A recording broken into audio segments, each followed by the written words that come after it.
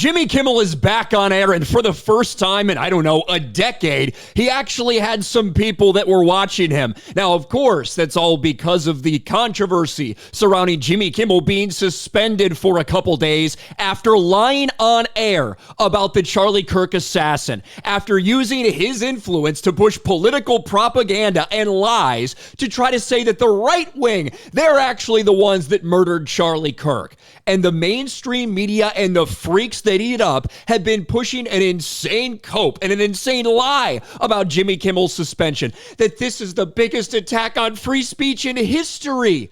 On the very same day when it was revealed that, oh yeah, by the way, the previous administration was doing exactly what they thought.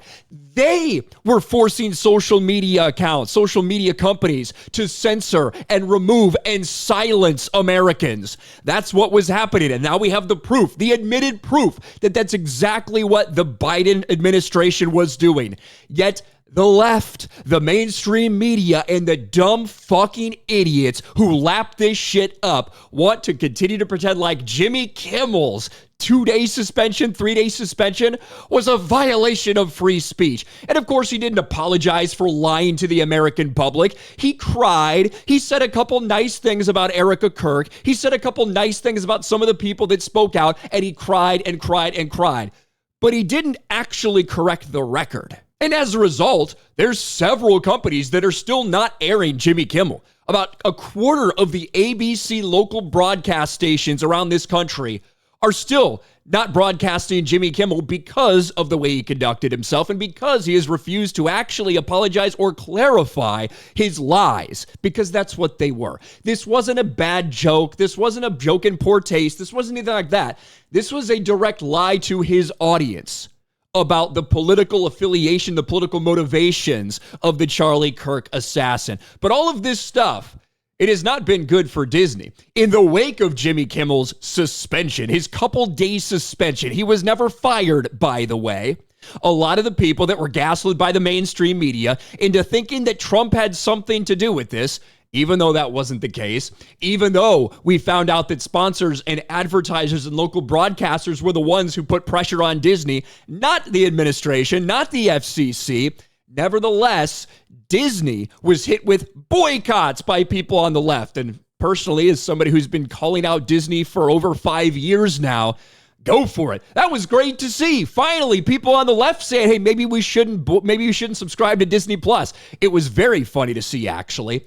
But now Disney, in addition to all the problems they already have, in addition to the empty theme parks, in addition to a dead streaming service that they're hiking prices on once again, now they have to deal with all this fallout from the Jimmy Kimmel saga, including potentially legal action from their own shareholders.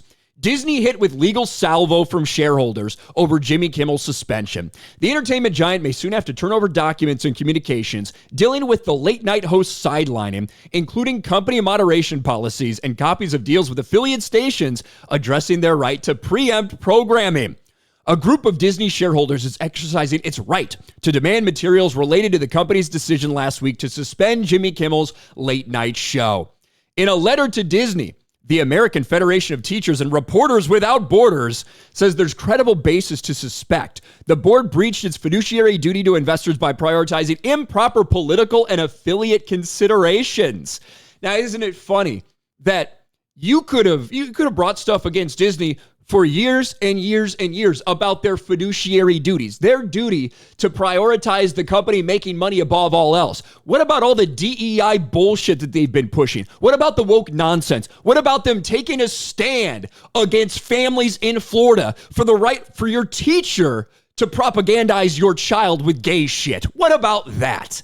Right? Isn't that Disney breaching their fiduciary duty? The truth is, every single time that one of these companies prioritizes diversity and inclusion and all of that shit ahead of making money, they are breaching their fiduciary duties. But in this case, the reason that Disney suspended Jimmy Kimmel was not to make Trump happy, was not they're going to censor him because of Trump.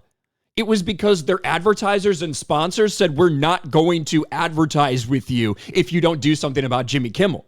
Quite literally, their fiduciary duties.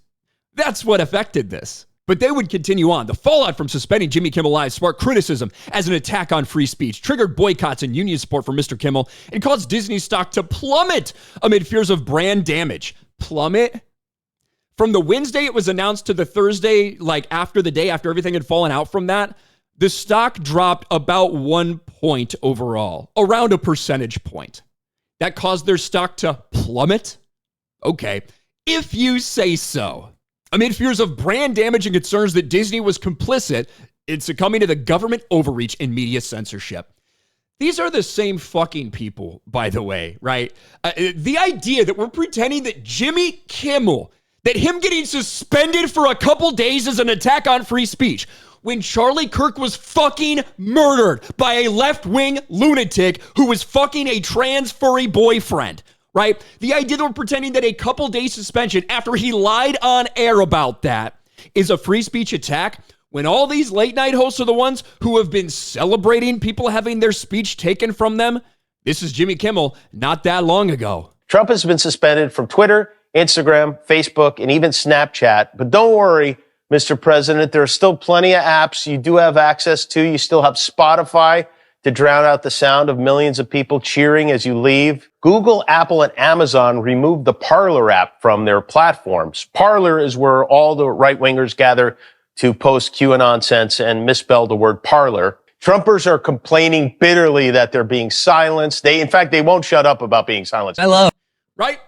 And we could go on and watch every single one of these stupid pieces of shit talk about it that way, but they were celebrating. Jimmy Kimmel, the same dude who celebrated when Roseanne Barr for a joke when she was fired from ABC. Like, the idea that a couple days suspension is infringing on Jimmy Kimmel's free speech after he burned his own program to the ground.